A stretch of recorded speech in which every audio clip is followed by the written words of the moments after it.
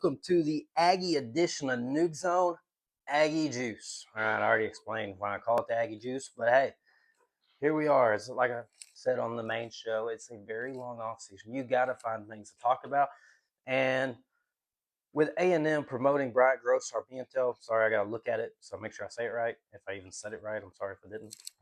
But we're going to talk about the staff changes and A&M committing to continuity, okay, committing to familiarity. And a lot of people are getting upset, and that's understandable. But also got to say is just because you hire somebody from the outside does not mean they're better, okay? You might have the better guy in the building, so if you do and you think you do, promote it. Simple as that. And that's kind of what A&M had done a lot with these coaching changes, okay? Colin Klein goes to Kansas State to be the head coach, okay? He was your QB coach, offense coordinator. What do? You promote your wide receiver coach, Holloman Williams. Okay, one of the most highly regarded assistants, I'd say, at least in the SEC, if not the country. And he goes to your OC. He's never called plays before, and now he's going to. We'll talk about that more later. Okay, Joey Lynch, he replaces Klein's QB part of the coach. Okay, I wonder how much involved he was in the QB room with talking to Marcel Reed. I'm going to assume more in a little bit. All right, but can he help progress Marcel Reed? How do him and Wiggins progress this offense? That'll be interesting to know. And then John Perry, he's the assistant wide receivers coach. He'll take over as the main wide receiver coach now that Wiggins is the OC. And Perry, he was with the Texans, NFL pedigree type guy. What does he bring to the table? How well does he progress these wide receivers? Okay. Now, defense side of the ball, you promote Lyle Hemphill to the defense coordinator spot to replace Jay Bateman. And I honestly really like this. Right? He was a JMU DC a couple years ago, came on as an analyst. He has history with Elko, runs the same scheme as Elko. And I think he has a lot of the same philosophies as Elko, and I think that'll be better for the defense moving forward. All right. And plus, dude, he's a short guy with a mullet. He's got swag. He's going to get it done, hopefully. Okay. Big fan. Okay. And then, like I said, you promoted Bryant Grossormentio from Nichols to CB coach, okay? And big time recruiter for you. He's been around Elko or the Aggie program throughout basically his whole career. All right, he started at Wake Forest while Elko was there. But anyways, now your outside hires. Derek Shea for tight ends. That was a quick move after Kansas State takes your tight end coach. Bam, you get Derek Shea from Kentucky. Used to be at IMG Academy. Very well regarded guy. Okay. I honestly like the pickup. Okay. Not the biggest, flashiest name, but it's a tight end coach. All right. And I think they nailed it, possibly. Travis Williams. The Arkansas defense was awful. Okay. He got caught in the crossfires.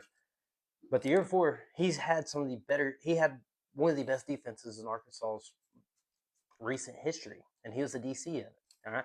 So now he comes over as your linebacker coach, big time recruiter. I think it could be big for A&M moving forward. And you got a lot of defense coordinator experience in this defensive room, kind of, with Elijah Robinson coming. That's three guys right there: Lyle Whitfield, Travis Williams, and Elijah Robinson. They've all been DCs before, and they're all on the same coaching staff. Okay, Elijah Robinson, all y'all know him very well. He's one of the best recruiters in the country, if not the best. Okay, and he went to Syracuse. Now he's back, and with the D-line talent that you have in the room, I think he is a gigantic pickup, okay? I think our D-line has kind of I know Cash Howe developed greatly, but, you had Shamar Stewart, you had Nick Scorton, Shamar Turner, you had all these guys, and you didn't always get the most, especially those three from the year before, you didn't get the most production. I think Elijah Robinson can get a lot of production out of these guys. I think he's going to develop them maybe better than we were. Okay, so that is a big time pickup, especially on the recruiting trail.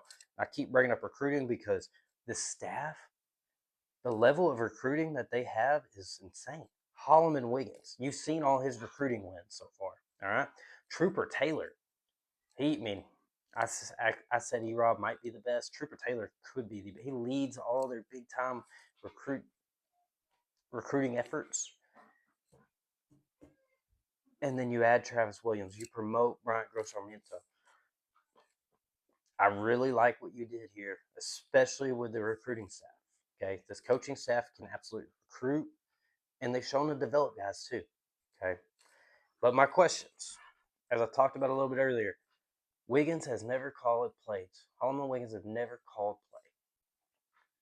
He's been a part of the game planning, okay, but he hasn't called the plays, and that's in my past video. I talked about the high risk, high reward with this offensive line. Like if you can get the best out of them, they could be very good, but there is a risk with it. There's a risk with Holloman Wiggins here, but I think it is high risk, high reward. All right, the dude's been around football. He played college football. He knows the game. How well does he call plays for the game? All right. And if he calls them good and he develops this offense and he can you see a step taken? Okay. And that same thing goes with Joey Lynch. Like now that he's the main voice in the QB room, how well does Marcel Reed progress? All right. Can they get more out of Marcel Reed? Because I think there's a lot of potential there. You just have to get it. You have to get it out. Okay. Now, on the defense side of the ball, stopping big runs. And I think that was an emphasis. As you saw, you bring in CJ Mims, you bring in Angelo McCullum, you bring in Brandon Davis Swain. You have big bodies that were already on campus, DJ Sanders. Then you got Chase Sims, more of a three tech type. You got Landon Rink, just a powerhouse. Okay. DJ Hicks already there. You got the guys in the middle to stop the run. You bring in bigger defensive ends and Anto Saka. Okay, he's thrown on a lot of weight in his collegiate career. I think he started out like 230. Now he's around 260. Okay, you got TJ Searcy, a big defensive end. Marco Jones, big defensive end. They are set up to stop the run. Coney at linebacker coming in, known as a run stopper. All right, so you bring in the big bodies. You got them there.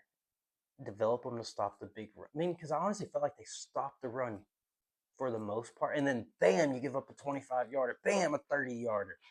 You got to stop these big runs. And Elko's a defensive guy. Lyle Hempfield's been around them. I think their philosophy, they'll figure things out, and they'll stop the run.